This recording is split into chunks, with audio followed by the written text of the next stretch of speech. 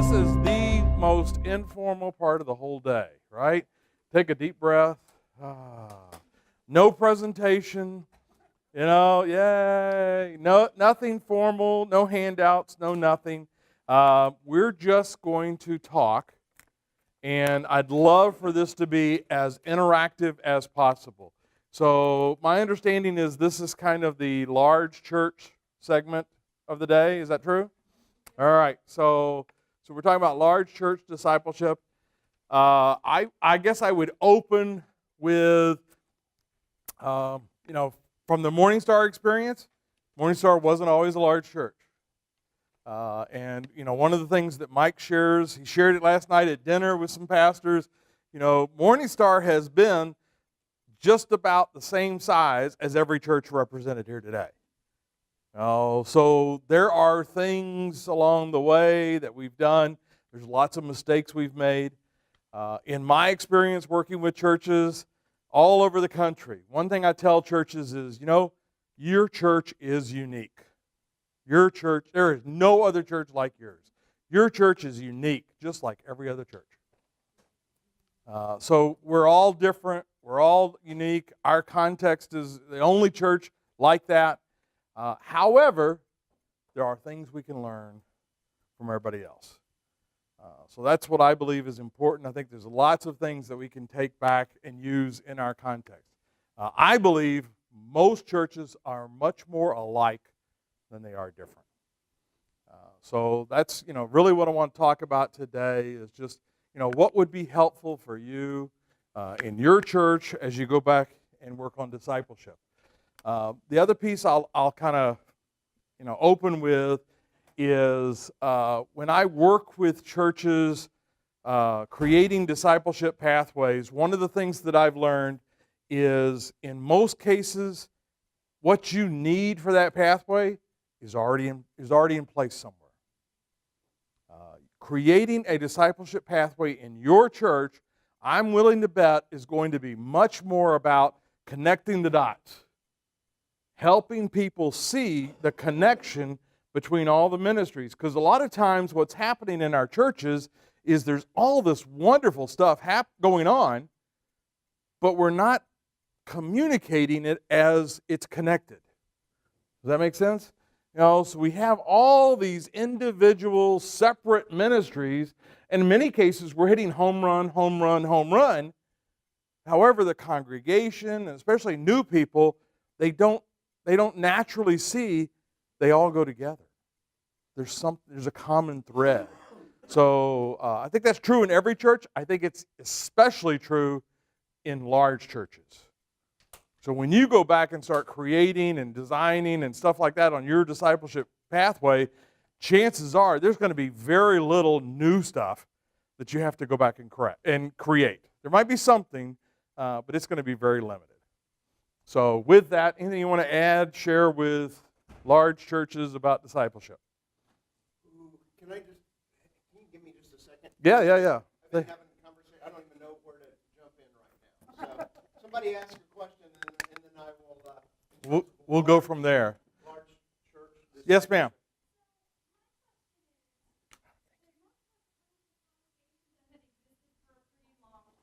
Mm-hmm.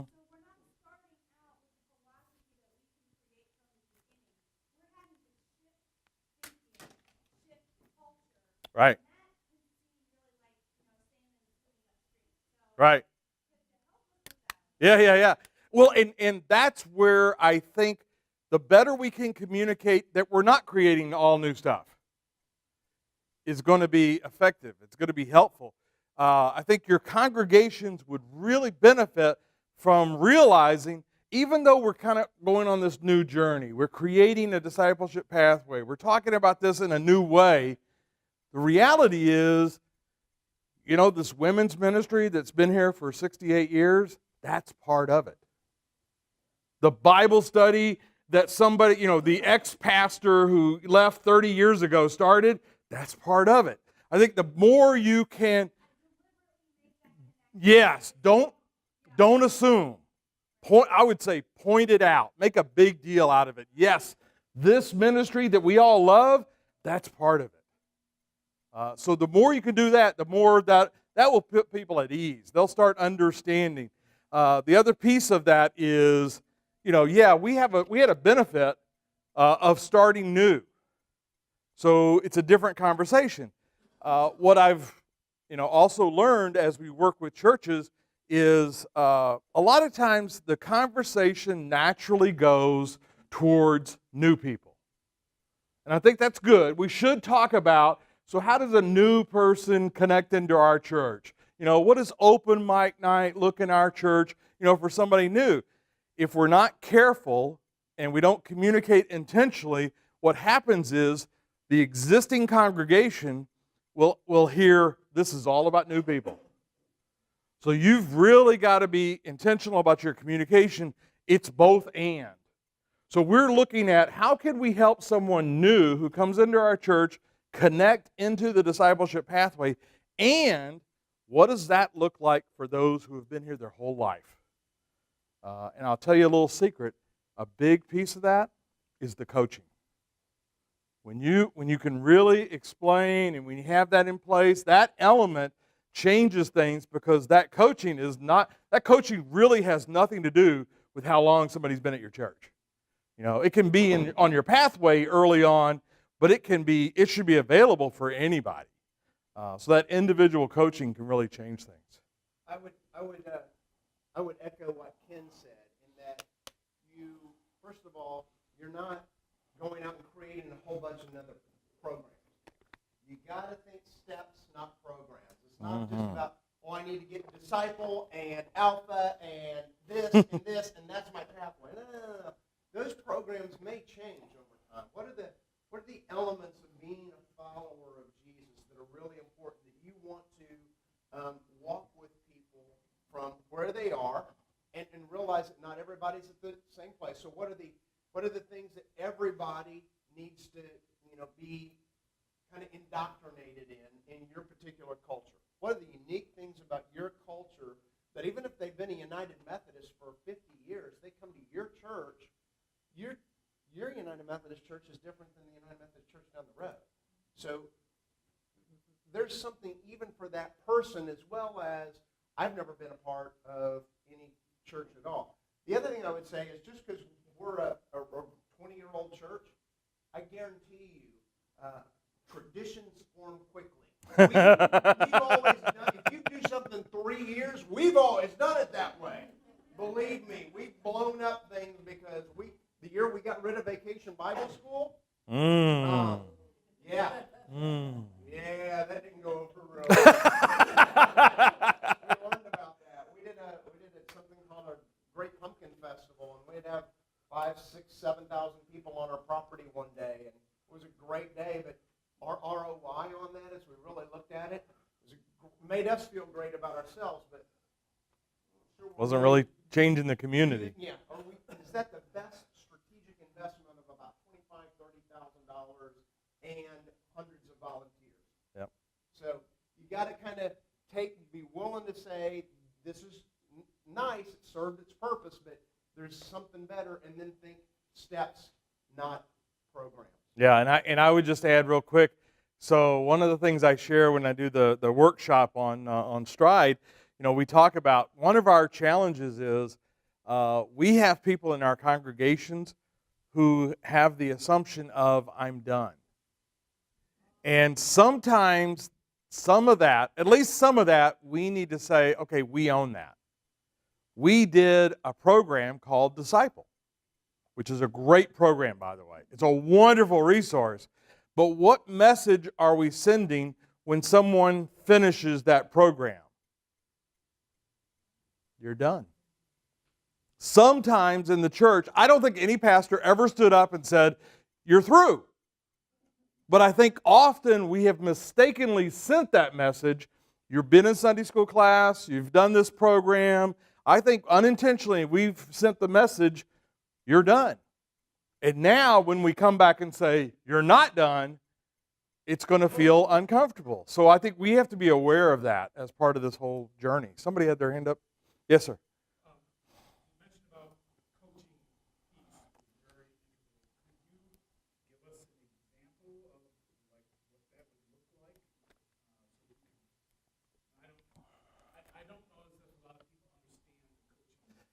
Yeah, sure. You train them. Exactly. So really, if you think about where somebody is on their spiritual journey, if you think about, remember, it's not linear. So if Jesus is the center, we want to help people take a step, move closer to Jesus. That's the whole sanctification piece, right? But we're not using that language, but we're talking about moving closer to Jesus. And, one of the things that we have been sharing is when you think about spiritual disciplines, and you think about, all of the different spiritual disciplines, and there's lots of different lists out there, but in the book, we tend to talk about 8 different spiritual disciplines. And so in the coaching, we're talking about, so where are you today in some of these areas? And one of the things that we do ahead of that coaching session is we have them answer a survey. So we're not walking in totally, with no information. So, one of the questions on the survey is, I read the Bible, and there's like 5 or 6 options: daily, weekly, monthly, never, whatever. So we have an idea. I'm attending church, same kind of thing. So we go through some of the, I'm serving here at Morning Star, and we have different options. I'm serving in the local community. So there's like 10 questions, 10 statements that we ask people to be honest about, share with us. And then the coach would sit down with that person and just talk to them. We'll reinforce what they've heard, because they've been to a worship service. They've been to, open mic night. They've heard Mike. They've met him. They've been on. So we're reinforcing. We're saying, so this session today is really all about meeting you wherever you are on your spiritual journey. I'm sure you've heard us say that. But today we're really focused on what are your next steps. And our intention is we're not trying to give you 30 next steps. We just want to figure out where you are and maybe focus on what's 1 or 2 next steps. So based on their response to that survey and the conversation, we have a little quick conversation. Tell me about yourself. How long have you been at Morning Star? Where are you serving now, if they are, things like that. But then we go through, remember the belong, bless, and become? So we're focusing on those areas, and we're talking about, so, if you were going to take a next step, where would you like to take a next step? So as much as possible, we're trying to do it from their perspective. So it's not me saying, you need to get into the Bible, because that's me. But if they say in that conversation, well, I've always wanted to read the Bible, I just never have. I want to come to church, but I just have all these problems. And we'll talk about, so what's your attendance look like now? So what would be, in your mind, what does 1 step look like? What's the possibility you think of you taking that step? What might get in the way of you taking it? So coaching kind of questions. But we want the person to walk out with a plan. So here's the things I'm going to do, because they own it. I can encourage you. I can provide resources. I can provide positive accountability. But at the end of the day, the person has to own that.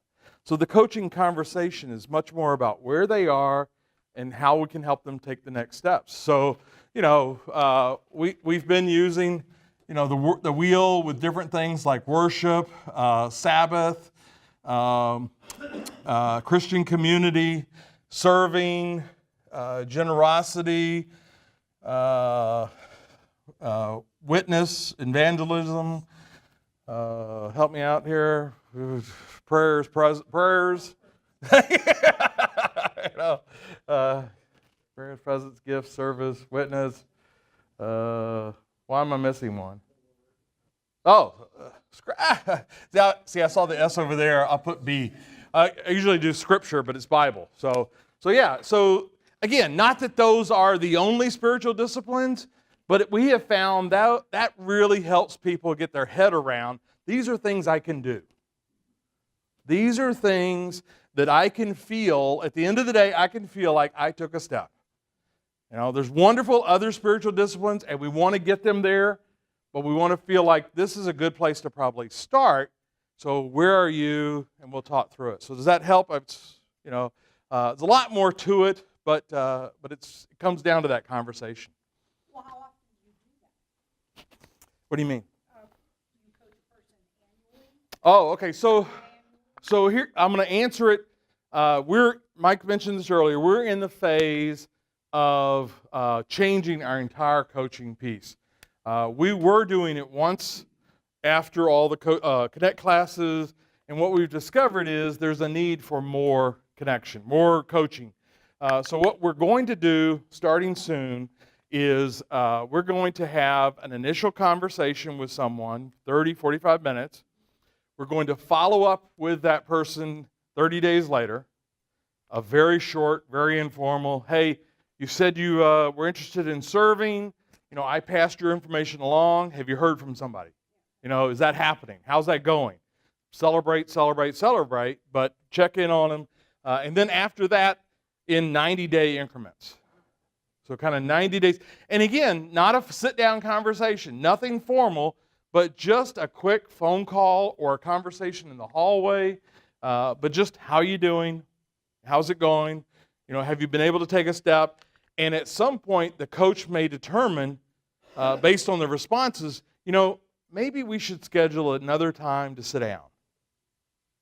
But we feel like, you know, in a year, that person is probably going to take 2 or 3 steps on their spiritual journey. I would say a couple things, just real quick. There are there's lots of different ways of breaking down. 2 words that I would hold in tension with one another is you have to have a process. Okay? Systems are really important, and the bigger you grow, the more important it is to have systems that will be able to include multiple numbers of people. One of the things that we learned the hard way is we fell in love with our system so much that the personal engagement fell off, and you cannot divorce and separate the process from the personal. The process helps facilitate that coaching piece. And, you know, back in the day, for 6, 7, 8 years, I mean, I was the guy who was basically having every one of those conversations until we got to a church of 650. I mean, it was basically me. Then once we grew past that, then we developed more systems, and then I had to replicate myself so that other people could do the very things that I did. But you have to have those people who understand that the church understands. It doesn't have to be the pastor. The church understands that they've thought of me, and they're kind of hand-holding. I just can't emphasize that word enough, that people who come to our church, especially if they're new, we have to do some hand-holding. And we think they should know. They don't. They don't, and their life is so crazy busy, right? Do you know anybody who hasn't said life is busy? Yeah. You live on a farm with 1 chicken, and you're not married. You don't have any kids, and how's your life busy? It doesn't matter who you are. Your life is busy. So they don't know what to do. It feels overwhelming. They come into this church, and you've got all this stuff, and it's like going into a library. What do I start reading? I'm overwhelmed. I'm just going to run. I'm not going to check out any book. Yeah. So that's where that person kind of reduces anxiety. Let's take that survey. Let's just take a look at a couple options. We're going to get you plugged in. And then they're just kind of that safety net. You know, they're just kind of that buoy that's kind of making sure that the goal for us is to get somebody connected. Wesley said something to the effect of the way to keep a Methodist, and growing. In his day it was just Methodist, right? A Methodist alive was to keep him moving. Yeah. So this is what sanctification is, right? We're moving in one direction, and we think we're stagnant. We're actually moving backward if we're stagnant. We're either moving toward God or we're moving away from God. The main goal is just to keep people moving. The other thing I would say is, I think in our culture, especially Western Christianity, and especially in the last 100 years, we have made discipleship almost all head-based. Take a class, read a book, study your Bible, memorize a scripture. Very, very good stuff. But knowledge alone is not making disciples.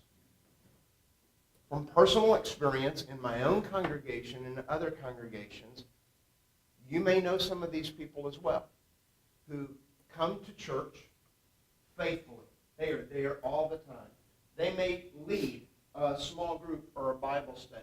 They probably can quote more scripture than you can and do theology better than me, who got a master's degree. But some of those people who know all this stuff can be the very ones that are the most unkind, judgmental, mean-spirited people you'd ever want to be with. But we have equated spiritual maturity with how much you know. And Jesus said that spiritual maturity was about falling more deeply in love with God and others. Love the Lord your God with all your heart, mind, soul, and strength. Jesus grew up in a tradition where discipleship was about a list of don't do's and do's. And instead of giving us another list, he said, love. And Paul gives us a pretty good definition of love in 1 Corinthians 13, 4-7, right? Love is patient, kind. So we can't divorce. We need the head and the heart, right? And the hands.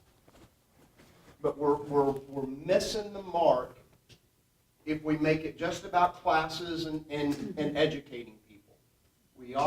We also have to help them get below the iceberg in their own life. I'm just a huge disciple of emotionally healthy spirituality right now. It's more than a program. It is a study, but it's just a lifestyle that we deeply need in our congregation to help people connect the head and the heart. Yeah, one of the things Jesus modeled for us is meeting people where they were. So wherever, if it was a Pharisee he's talking to the Pharisee very differently than he talked to the average person on the street. He was meeting people right where they were.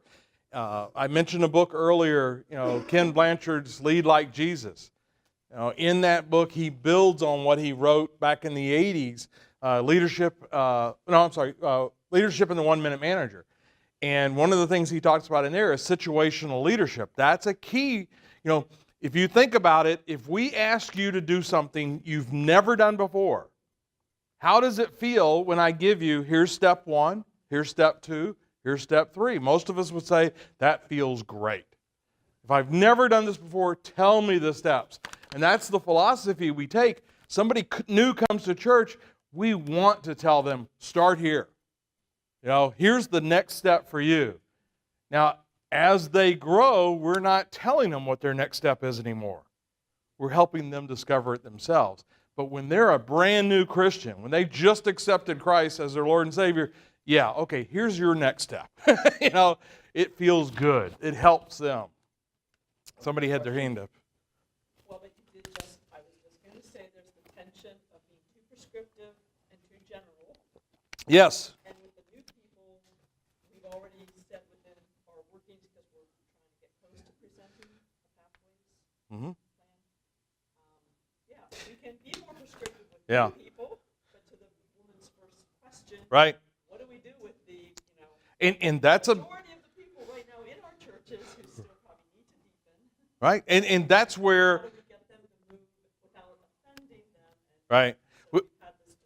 Yeah, we have to understand. So a lot of times in churches, what we're trying to do is we're trying to find that one thing that'll help everybody.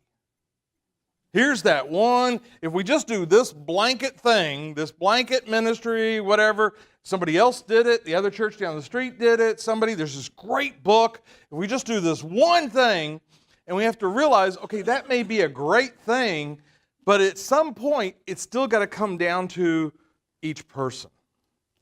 How does this speak to John? How does this speak to Heather? Because it's probably going to be different. So those who have been in the church a long time, we've got to figure out, so what is that language? What does that look like? How do we communicate this to them so that it meets them right where they are. And that's part of the challenge. So somebody else? Yes, ma'am. So talk to me about identifying the folks that you have as your coaches and what kind of training. So I mean, I do this for a living. This is my ministry. So I do coach. I do train discipleship coaches. I do have a webinar online that you can see.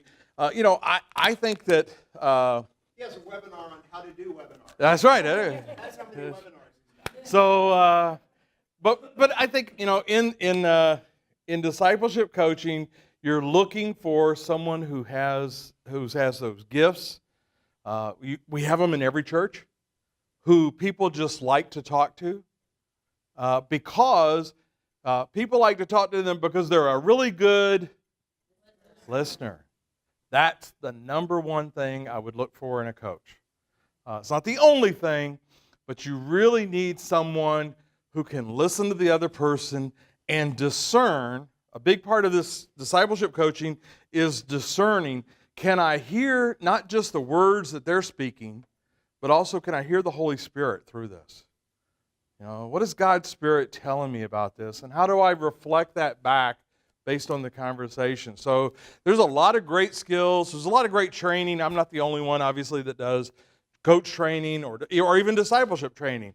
So there's a lot of things out there. I would tell you also, you have people in your church who can do this. And, we are a big church. We've been, so let's just use a number. So 2,000 people on a weekend. For a long time, we had 6 coaches. It's not about quantity. It's about, I encourage churches all the time, find one. Find one person who has those gifts, who can be trained and equipped, and have them have one conversation. If you find one coach, if you equip one coach and they have one conversation, that's a start. Oftentimes what we look at is, I've got X number of people in my congregation. How do I have a discipleship coaching conversation with everybody this week? Don't try that. Just take one step. Yes, ma'am. Great question. So how is it different? I would say there's a lot of overlap. I think there's a lot of similarity there. I think, coaching adds a few different elements. Just from the way we're equipping and training to coach, some of the skills, it's a little different, but I think it's more similar, actually, than it is different. I don't think, I think when I think of spiritual direction, I think of somebody I'm really sitting with on a regular basis, like weekly or monthly. Yeah. I'm getting below the surface into my own interior, more of like what Wesley would have equated with like bands. It's not focusing on my outward behavior. I'm focusing on the inner motives and the shadow side of my life. I see that as kind of more spiritual direction. This is more of a high level kind of, this person needs to be a great listener. They need to know, they don't have to be the most well-known person in your church, but they need to know well what you do and understand your process and understand that generally you're not going to have, I don't think your menu should be, there's 87 different next steps for somebody to choose from. You're probably going to have 3 next steps in this area, 3 next steps, and 3 next steps, and you're going to choose one in each one of those areas. If you have 48 things you're doing in terms of classes, you've got too many classes to, direct people to. What is the core? You can have 48 classes, but what is the core in terms of the general next steps? People come into our church, they're broken, so a huge next step is we need to get you to celebrate recovery. Honestly, that you got to get stuff figured out, a community around you who can love you and walk with you to freedom. We don't know the Bible, so I want to get you to some sort of intro to the Bible. And people who haven't made a relationship with Jesus, we've got a class called Step Across the Line where we're going to walk hand-hold you about what the gospel is and give you an opportunity to accept Jesus as Lord and Savior of your life. So those next steps are not, it's not a syllabus at a university where you have 101, 201, 301, 601 classes and 40 on each But that's a very common thing I hear from churches. So we've got to cover every possibility. And I just always say, boil it down. Are they serving? Do you think somebody who serves in your church would grow as a disciple? How do you help someone, engage? Find out where they're gifted. Find out where their spiritual gifts are. Talk to them. You could do a survey, sure, but you could also just talk to them and find out, a good coach is going to hear some of those gifts come through and be able to recommend the right place, but also be able to say, if that doesn't work, let's talk again. I'll find another place for you. So a lot of times, it's about understanding there are certain big things we're probably going to direct most people towards, but we need to make it individual enough so that it speaks to each person. I would also say, I'll get to you in the back next. I'd also say that discipleship on the big church, discipleship in the small church, I think it's discipleship. And I think that people who've been in the church for a long, long time, at least the people that I know, you know what they need? They need to know really how to pray. Most people have no clue how to pray. The idea for most people, I just spent 8 weeks with 40 of my top leaders. And the idea of them having 1 minute of silence. Yeah. They were like, this is the most amazing thing in the world. A minute of silence where they stopped twice a day, had a 2-minute devotion, and another minute of silence. Revolutionary. Shouldn't surprise us because Jesus' disciples said, teach us how to pray. We hear people reading the Bible. I read the Bible and it just, I don't understand. It doesn't make a whole lot of sense. People just really need basic stuff. We're looking for all this deep. I mean, emotionally healthy spirituality is just about, for us, it's not EHS. It's teaching you the practices of stillness and silence, Sabbath. How many people in your church take a Sabbath? Really. I mean, a 24-hour period when you don't do any work. You want to talk about turbocharging your spiritual relationship with God and looking different from the rest of the world? We're making it way too freaking hard. Yeah. It's basic stuff. And our people are hungering and thirsting for somebody who will help them do basics. And they're hiding. They're embarrassed because they know that they should be at least a 301 level, but they're not going to do anything because the kids in children's ministry are going to know more than they do. So we don't have to offer seminary classes to educate our disciples. Basic. Yeah, I can't tell you how many times I sit down with someone and I'll help them download, the Bible app. And I'll show them. I'll say, you can download this on your phone. Here's how you get in it.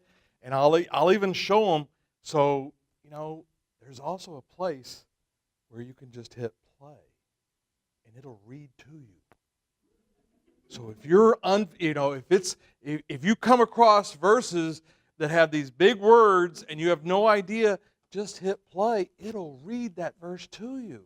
But people don't know that. They're in a worship service, people don't raise their hands and say, help me. It's that one-on-one conversation. I show people all the time how to download, one of my favorite ones now is Pray As You Go. Here's a prayer app. Here's an app that'll help you in your prayer life. Is it the only thing? Is it the best thing? I don't know, but it's something.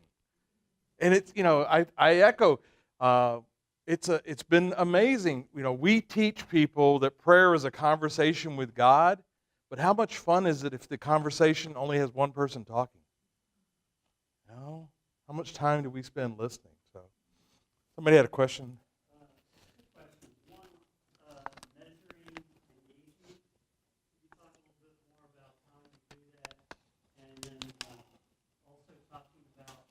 to engage I think the word you used is the disengaged or unengaged?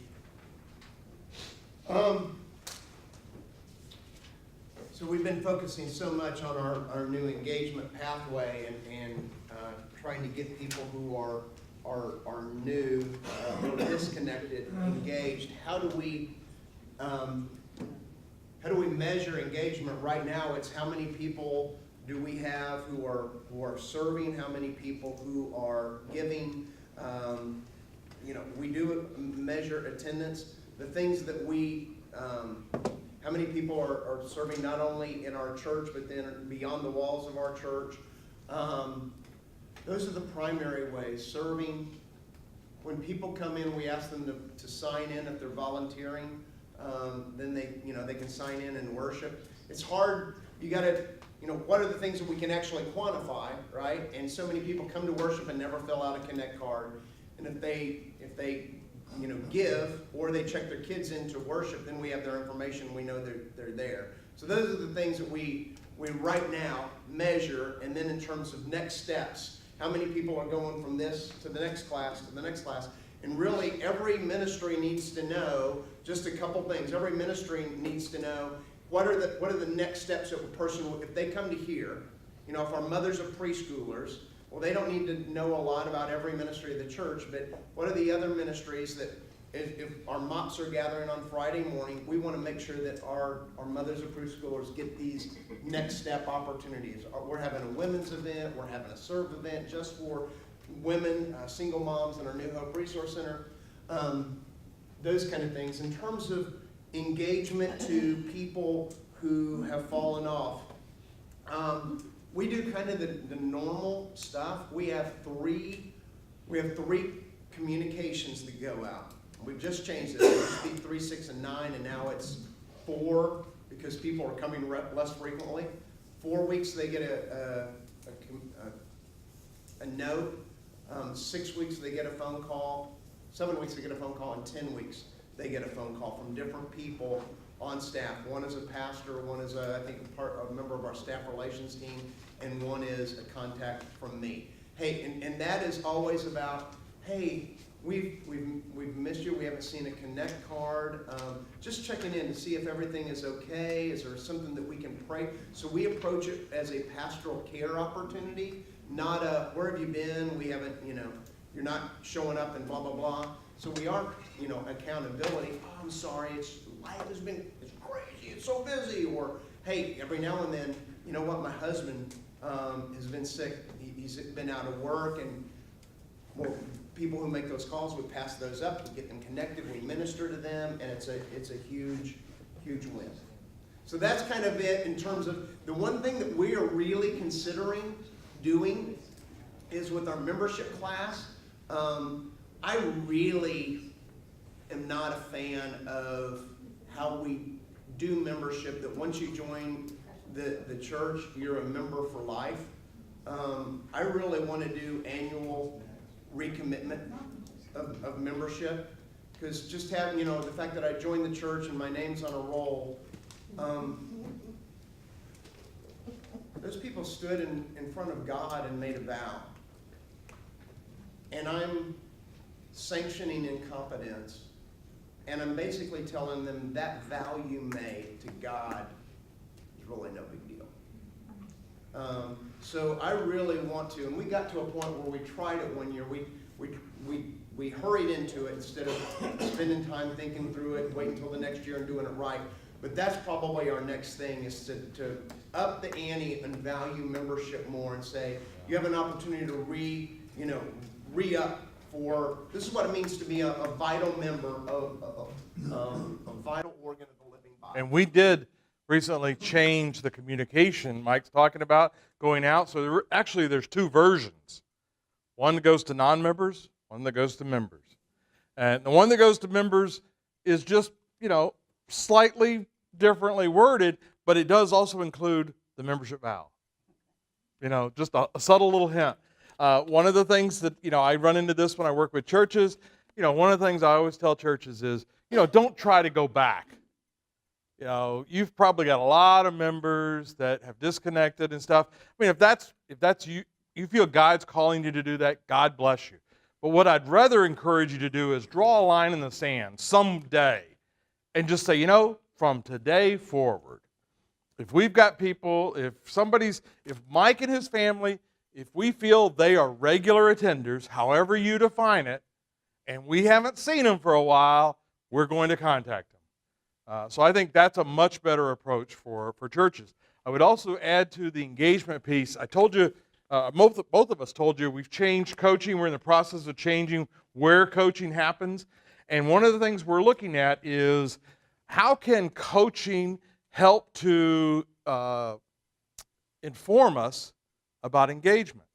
And it's not as specific as serving and giving and certain things like that.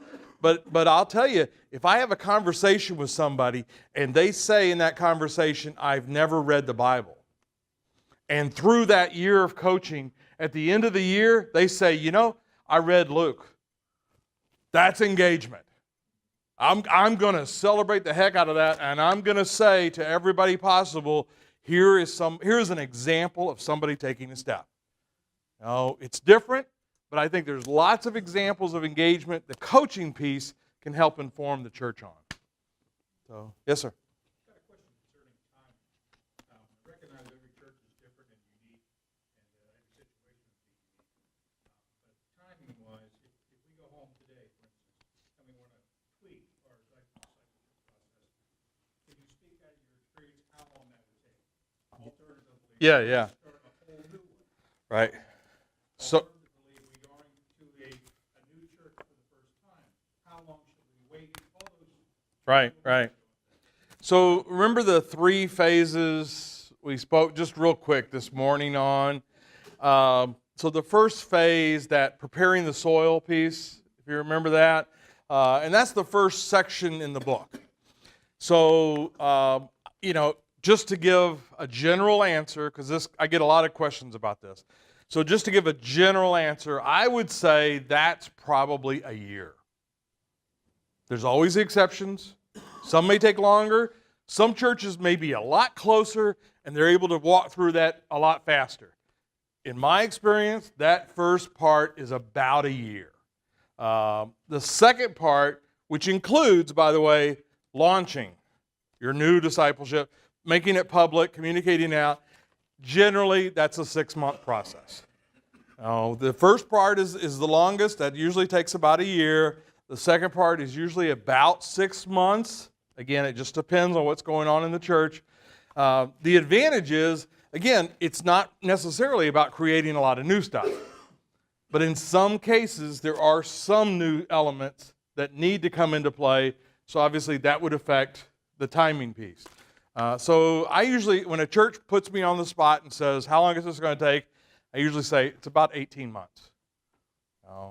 Even if you have some very gifted people and you take a week and you go off site and you hammer it out, which could be done, there is a lot of value in the way you communicate something, and to communicate it saturated in, level, so that people have heard it. Because how many times do people have to hear it before they get it? How many different ways? And not everybody reads the bulletin. Not everybody reads the newsletter. Not everybody comes every single week. So you've got at least a month before a lot of people are going to even hear it one time. So it's kind of like when you do a capital campaign. One of the strategies that the consultants come in is they break down this huge thing and they try to give as many people as possible. We're going to give you this job, and you're part of this team, but here's what you do, and here's what you do on this team, and you do this on this team, and you go recruit these.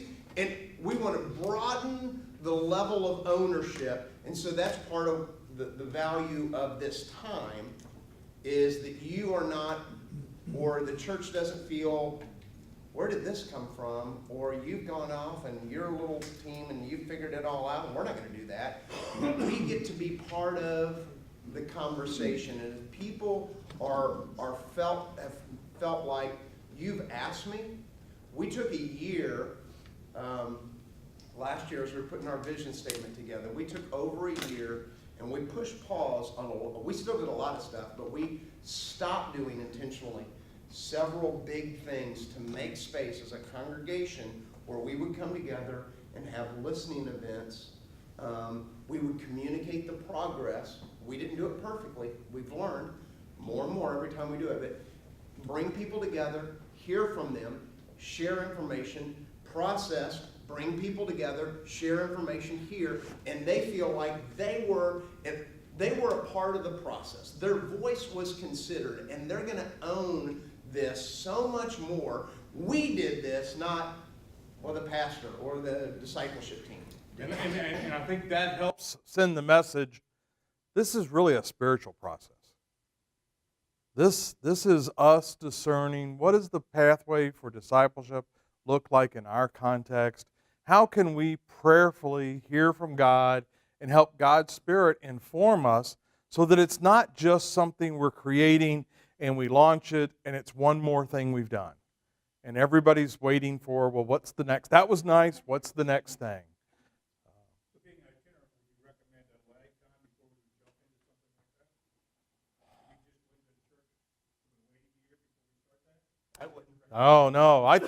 That first section, that's a perfect thing to be working on kind of right now, getting that. That's the foundation, building that up, doing the groundwork, and then looking at what's You're gonna next. be doing that anyway. You're gonna Yeah. be, if you're smart, right? You're going to be going around and, hey, tell me about what's working here. That's part of the process. What has been good? Tell me about the things that you guys have done in the past. What is part of the culture here? You're tilling up the ground as you're having those conversations. So then don't be having those conversations alone. Have a couple people do those in groups and here's what we're doing. Here's what I'm hearing as I'm going from group to group. Here's what you guys are telling me. I'm so excited about what you've been doing and what our future is together.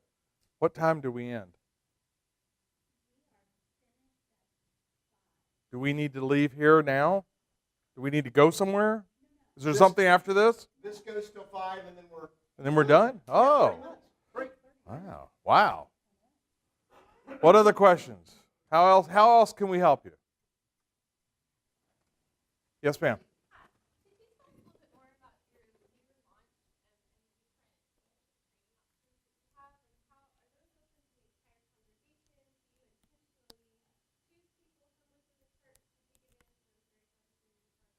Yes. So the leading edge is something that Mike and I have been doing versions of that for years. That was just kind of the latest version of that. It came from I may have shared this earlier, but it came from discussions we were having about so what's going on in our church? What are the challenges that we're having in leadership? But it also came from, similar to discipleship, our conversation was, what do we want every leader in our church to know? What are the things, there's hundreds, but if we kept narrowing it down, so there's all these great leadership topics, and we just kept narrowing it down, and we finally came up with, what I showed earlier. So that's how it came up. We've done it a couple of different ways, to be honest. So it's a 5-week session. We've done it several times where it's open to anybody. And we were very intentional about that. We just wanted to, as many people as possible come. We've done it, I want to say once or twice, where we invited specific kind of levels in our church. Again, different context, different size church, but we invited certain levels of leaders. Once we wanted kind of ministry leaders. We did it at least once, I remember, for the staff. Those who were paid staff, they're working full-time at the church. We had them go through it. One of the ways to do that, by the way, is how it's communicated. We communicated it to the staff different than we did to the congregation. When we communicated to the staff, the communication was, this is something we're going to be doing and opening up for everybody. We want you to have experienced it, not necessarily because we feel you need it, but because we want you to know what's being done. So we're going to pilot this with the staff. So you guys will go through it just the exact same way we're going to do it eventually with laity out there. And this way, when you're talking to people about leadership, you can help them understand, here's a resource, here's something we offer. So we've done it with different, is that true, the staff, ministry leaders, but at least a couple of times we've opened it up to just everybody. The best phrase in the world is pilot program. Yeah. Right? Pilot program. We're doing EHS, and we've done 4 pilot programs before we take it to our church. I did it with 3 other people. We did it with our pastoral executive team. Then we did it with our whole staff. Then we just did it with 40 of our top key leaders. Those were self-selected. Let me give you, and I think these are going to be the basis of our kind of curriculum. It's not just, you want to give people some fundamentals because we're so far into the EHS stuff. We can't not do emotionally healthy leader, but I think that Lead Like Jesus, which is really all about servant leadership, is phenomenal. Still one of the best resources out there. I did the mentoring, by the way, earlier. Huh? Were you guys in the class earlier? You did this? I did that. Oh, perfect. Okay. Did you do ICNU? I did that too. We've only got so many tricks in our... Great minds think alike. So if you want to develop, let me just give you this phrase, all right? I see in you. And so if you're a leader, you need to know this phrase. Who are the people in your ministry who have potential?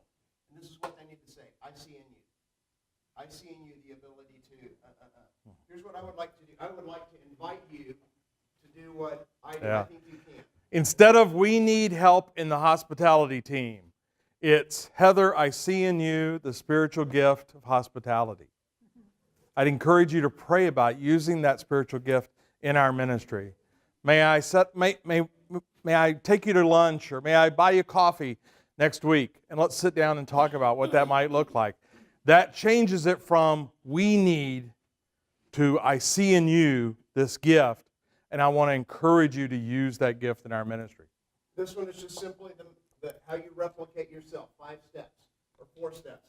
I do, you watch, we talk. First time I lead a group, I'm going to do it. You're just going to watch. We're going to talk about what we did afterwards. Second time, I do, you help, we talk. This has to happen. This is what we fail to do so often, and this is the coaching. This is the individual conversation. It might be a 5-minute conversation, but we got to do it. Third step, I do, you watch, we talk, I do, you help. Hey, you saw me next week, I want you to, I'm going to lead the small group. When we get to the prayer time, I want you to do that. Then the next time we talk, and we're going to talk at the end and say, hey, next week, here's what's going to happen. I led the Bible study, and you did the prayer section this time. Next time, you're going to do it. I'm going to help, and we're going to talk. And basically, we're just kind of debriefing. Did you see what I did? How was that? How did that feel to you? How would you say that? So, and then this is obviously, you do, I watch, we talk. So in a matter of 4 weeks or 4 sessions, I mean, you can take this to train your kid to how to unload the dishwasher, right? It's just skill-based, which is what so much of discipleship is about. On my shoulder, you're going to learn. It's not just head knowledge. I'm going to do it. You watch. I'm going to do you help. You do it. I'm going to help. You do. I watch. Then you're released. You know it as well as you need to know it to go and do what I do. And then you'll grow and you'll learn. And then you'll find somebody and say, I see in you. Very good. Yeah, I mean, it's real deep. I mean, it's... if you're like, slow down. I can't... I'll never get that. Any other questions? Yes, sir. I like the analogy of working out with half-pound dumbbells. I think a lot of it's too easy to be a Christian, as most of us are Christians. It's not hard. We don't have to do lots of things. Right. Do you see any value in sort of raising, we're trying to get a process to allow people to work out with bigger dumbbells, Yeah. but maybe giving them more expectations that they're really going to do it. You can't, first of all, you can't hold somebody accountable unless you've given them the expectations. You have to be clear about the expectations. And those expectations, I think, have to be carefully chosen. You can't give somebody a litany list of expectations, but I do think that no matter where you are, the expectation is you're not done. You know, you're not going to keep growing, and that should be, you know, when we're done growing, we're done. When we're done learning, we're done, we're through. Just to set the standard of disciples continue to learn. And I'm of the mindset that people want to be challenged. They're tired of milquetoast, vanilla Christianity. It doesn't look any different than the world, and I can go and do this anywhere I want to. We're not compelling anymore. We've tried to be too much like the world, and we suck at being the world. We're not called to be the world. We're called to be a sign to the world of something different. And we take out the cross. I mean, that's the big thing. We take out the cross and we try to make Christianity, we try to put pillows on the cross to make it comfy instead of allowing the call us to take up your cross daily and follow him. I think that analogy of, you know, salmon swimming upstream. And if you're not swimming, you're going downstream. Yeah. So, yeah, you're never really done. Right. And I want to echo, so we in the church are often frustrated at behaviors where we've never clarified an expectation. So if we're very honest with ourselves, if we're frustrated because people in our congregation only come to church, you know, twice a month, we need to ask ourselves, have we ever actually said, hey, by the way, the expectation is you'll be here every week. If you're not sick, if you're not working, if you're not in the you know, if you're able, the expectation is you'll be here. And I think sometimes it's fear. We're fearful that, you know, we're going to push people away. So what we do is we leave this very vague thing out there, and often the miscommunication is we're just happy you showed up once a month. And we're never get to the point of actually saying what we expect, and yet we're upset when the behavior doesn't match what's in our head. And I think we just have to, most people, there's always the exception, but most people are happy to hear, well, what do you expect? Just tell me, you know, if you expect me to be in God's Word every day, say that. You know? Your church needs to have a few sets of half-pound dumbbells. Don't misunderstand. Yeah. Right? Because it's kind of like you take somebody to the gym who's never been to the gym, and I'm going to put a set of 35-pound dumbbells and say, I want you to do, 6 sets of 10 with these. Well, they're never coming back. They're going to be too sore. And so we got to start with some small dumbbells, and we work up into that kind of process, and that's where the coaching piece really helps determine what's the need of this individual to take that next step and develop the habit, because part of it is just the habit, right? The discipline, and then to progress, to find different levels of resistance and keep growing. Yeah. We have people in our congregations who have been coming all their lives and are still coming to be fed. And part of that is us. We have to just, part of that we just have to own. So if they're coming to be fed, have we ever taught them to feed themselves? Have we ever expressed the expectation that they will learn to feed themselves? Now, I want you to come to be fed so that you can learn to feed yourself, so that you can join us on the journey of feeding others. Because every church, regardless of your size, there's only so many high chairs you can have in your church, right? There's only so many people you can feed. And when those high chairs are filled with people who have been there for 40 years, there's no space for you to feed somebody new. We need empty high chairs in order to reach those who truly come and need to be fed. Great analogy, pastors, when you're preaching. We did a series, Get Off Your Donkey, a couple of years ago. And on one of those sermons, I had a kitchen table there and a high chair. And I said, hey, if you've been coming to church for 6 months, much less a year or two, and you're not serving, what it looks like is, and I said, squeeze my frame into a high chair, and it looks like, a 45-year-old man sitting in a high chair and slamming his, fist on the table, feed me, feed me, feed me. It's like, you should be at that point in your life spiritually mature enough where you've learned not only to feed yourself, but you should be actually taking up the serving talent and helping others, feed others who are more, so, take a next step, get out of the high chair, learn to become a self-feeder. It doesn't mean the church doesn't need you anymore. You need the church needs you, and now you start taking up. So give people steps to get out of the high chair and keep growing. And that kind of visual, solid. Yeah. Oh, yeah.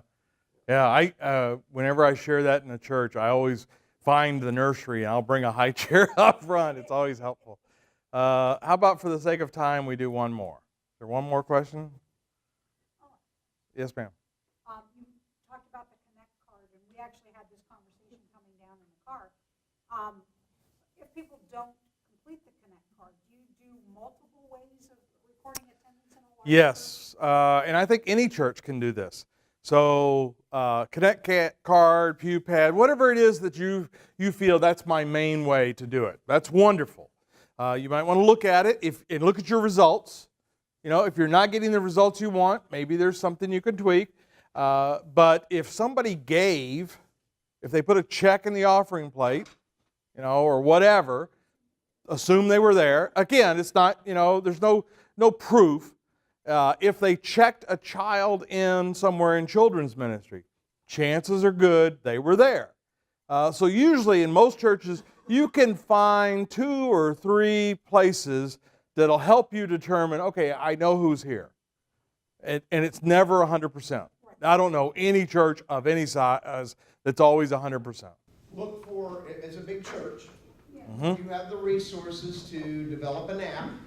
And on your app, more and more, this is where we are going, more and more people can check in.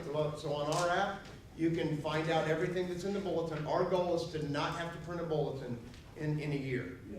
And how many of us are like, oh, hallelujah. Hallelujah. Bulletin. You can the sermon notes. You can take notes. You can register your attendance. You can give. You can text the pastor a question, all on that app. So the more that you can do digitally, and the cool thing about a lot of the apps is once you type in the information, you can save it. So they don't have to fill it out every time. They can just go hit a button, I'm here, right? And it automatically checks them in.